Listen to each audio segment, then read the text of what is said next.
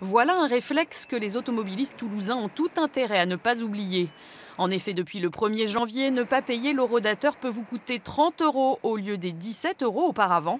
Et le moins qu'on puisse dire, c'est que cette hausse passe mal auprès des usagers dans une ville saturée. Non, ça me paraît pas normal. On fait que payer, payer, payer. C'est impossible. Certains agents sont un peu plus indulgents, donc bon, avec nous, ils nous créent quelques facilités. Mais ça devient de plus en plus pénible. Ouais, beaucoup de gens ne veulent plus venir ici au centre-ville travailler.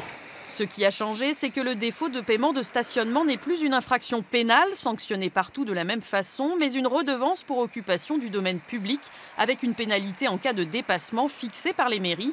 Celle de Toulouse a choisi 30 € dans le souci, dit-elle, de mieux partager l'espace. C'est avant tout de rendre l'espace public le plus accessible possible.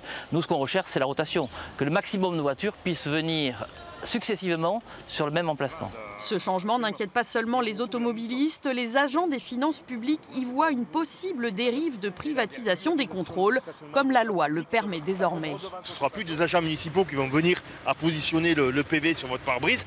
Et derrière, c'est le recouvrement aussi.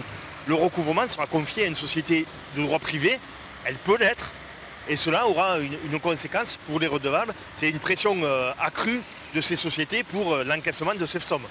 La bonne nouvelle, c'est que les tarifs de stationnement, eux, restent stables. Mais attention, la ville envisage à terme de contrôler chaque jour les 11 000 places payantes de Toulouse, quand seule la moitié le sont aujourd'hui.